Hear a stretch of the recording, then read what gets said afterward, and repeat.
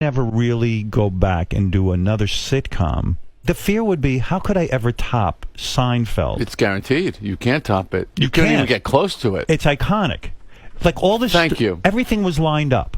Everything was perfect. Yes. The casting was right. I'm not arrogant and stupid enough to think I did that. So do you? I know that I got caught in a, what we call the perfect storm, a good one. Right. Me and Larry fit together perfect. How did you know to team up with him?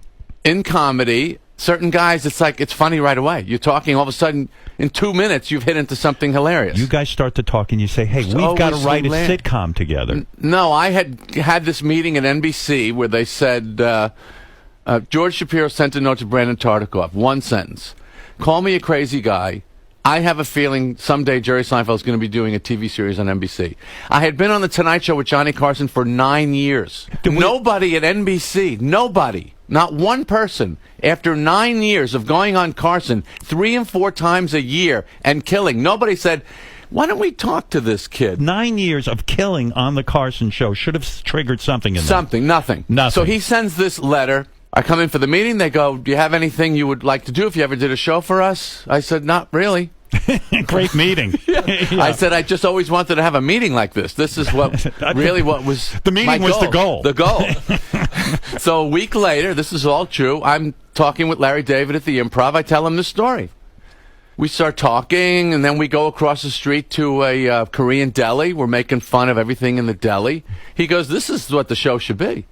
2 comedians just making fun of stuff as they walk around during the day. Yeah, and that was it.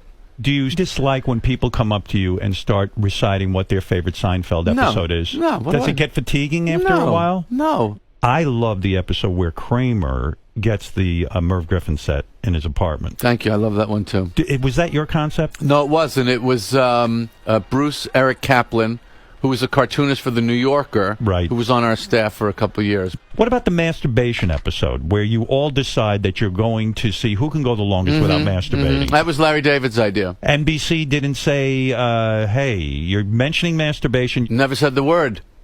Never. Oh, wow, and I had the impression you did, so it worked. It worked, and there was one sponsor pulled out. One sponsor pulled out of the show. That was all I remember in terms of any sort of blowback on that.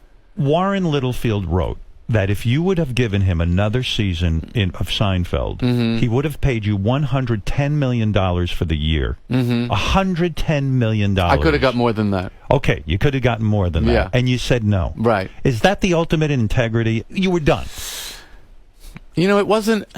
Integrity's a nice word and a flattering word. I appreciate that. Right. But to be honest, which is what's fun about coming on your show, is that you just really want to be honest. Right. Because that's what you bring to the show. Okay. The love affair between the people that were making the show and the audience was so intense.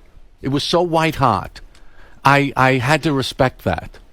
And I could not go to that point where it starts to age and wither, and it can only be, and it doesn't take long. For example, you go see a comedian at an hour and 10 minutes, you love the guy. At an hour and 30, it's like, right. I thought he was never going to finish. And all of it, you walk out with a whole different feeling. It's a small amount of too much cake, too much anything, but do you think and changes the whole feeling about. So we had this wonderful, intense love affair. Right. The people are making the show and the audience. And I wanted it to end with a fireworks burst of, it never was bad. And also that last season you lost Larry David. So that 2 seasons. Right, 2 seasons. That made it even harder as a job, right? You lost your It wasn't really possible for a person to be the head writer, executive producer, and star. That's 24 episodes. If he had it's stayed, not really humanly possible. If he had stayed, do you think you might have done another season? Yes. Yeah. Possibly. Why did he have to leave? What was his problem? It was hard, Howard. It's hard work. It's frustrating. And it wasn't his show. It was my show. That's true. And I think at that point he got the bug to go do his own show. Perhaps. And I think it worked out great for both of us. Do you like his show? I love his show. Right. I loved running the show on my own. That turned me into someone I never thought I could be. I never thought I could run the show on my own. And so when I did, to you. that was great.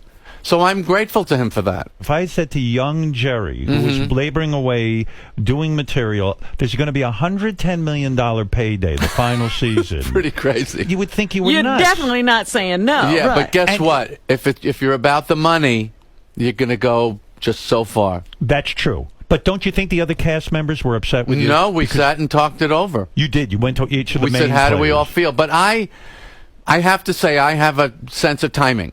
Right. I have it in jokes. I have it in my sets. I have it in my career. I knew when to move to L.A. I knew when I was ready for The Tonight Show. I knew when I was ready for us to do something bigger like the sitcom. I just knew. And I knew that was our moment.